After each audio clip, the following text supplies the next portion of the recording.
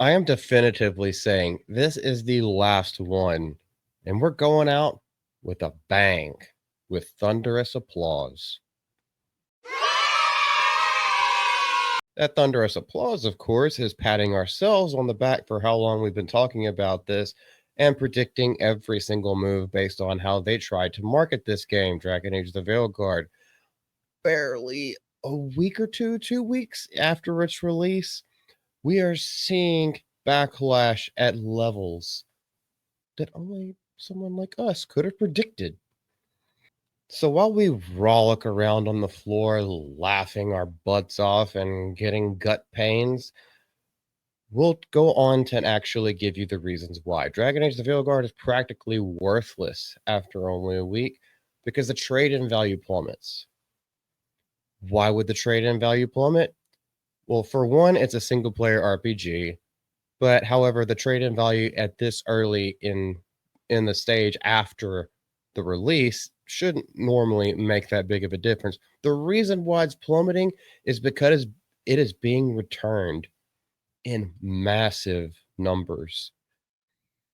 It's no secret that Dragon Age has been having a rough go of it since launching on Halloween, but not only did the game fail to reach 90,000 concurrent players on Steam, we've had these numbers go through a horde. They barely moved 500,000 copies. And the request for refunds has skyrocketed on digital stores. So we're not even going to get those numbers on physical media yet, but this is mostly going to be digital stuff. I'm also told in terms of refunds that currently the game has had at least 30,000 refunds in the past few days. This comes from Endymion. Now, we know he has the source that's basically GameStop, but he doesn't specifically say who exactly is giving them this information. However, it does make sense. He says it's not good for your game that's barely sold 500,000 to be hemorrhaging players. It's not a commercial success. I knew it wouldn't be.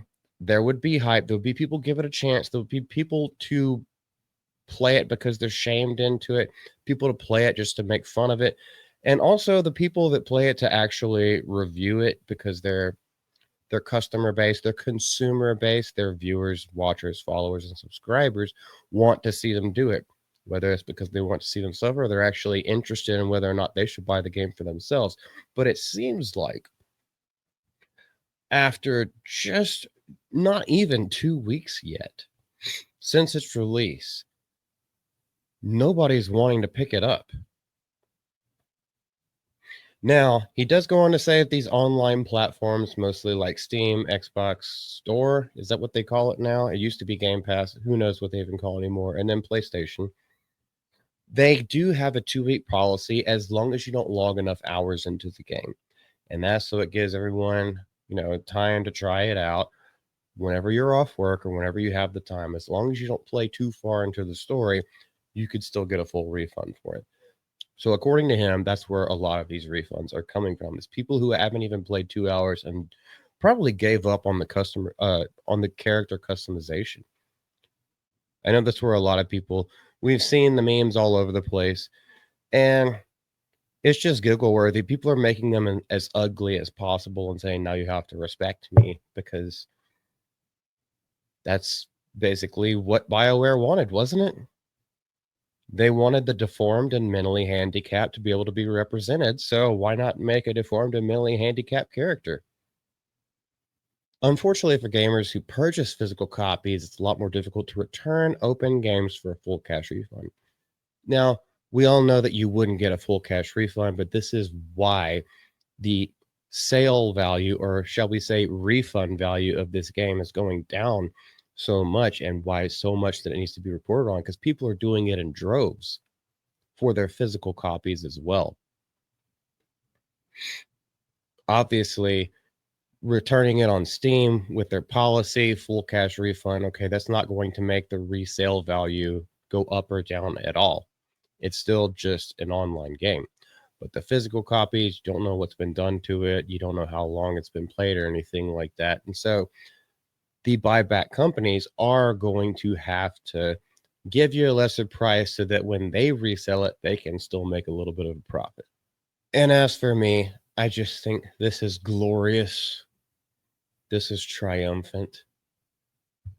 This is everything I thought it would be. Not what I hoped or wanted it to be at all. I wanted this to be a kick-ass game.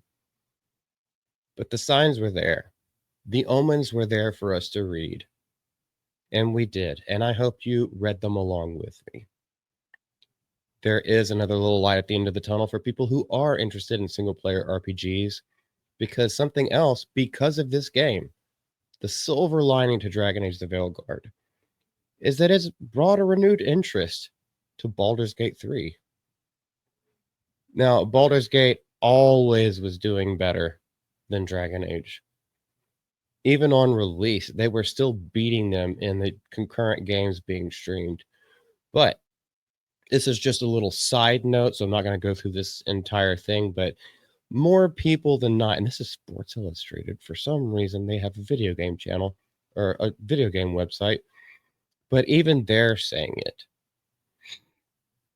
Baldur's Gate had slipped, and it was probably down, what does it say, like 40,000? And then when Dragon Age Veilguard came out, people quickly saw that, okay, this is a more well-developed game. This is an absolute better game. Something that is worthy of your time. It also shows, like, the replayable value of Baldur's Gate 3.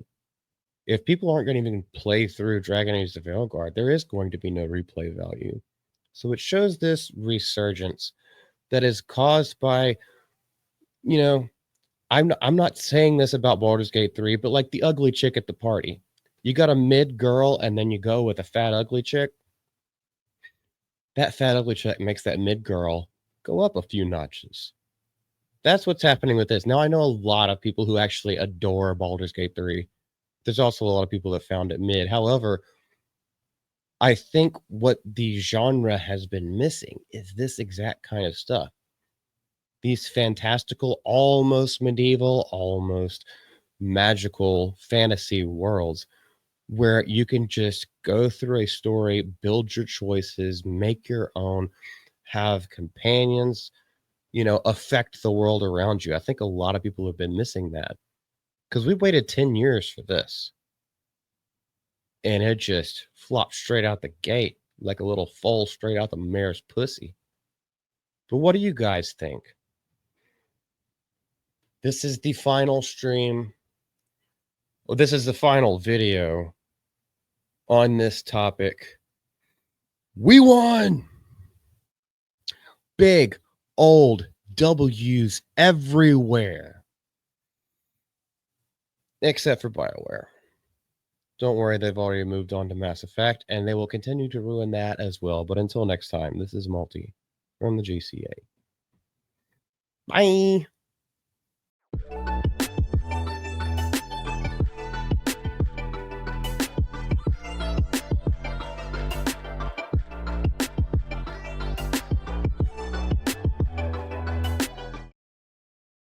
Okay, they do go into the gamers who purchase physical copy. It's a lot more difficult to return to open games for a full cash refund. Well, we knew they wouldn't get full cash refunds, but they would get store credit.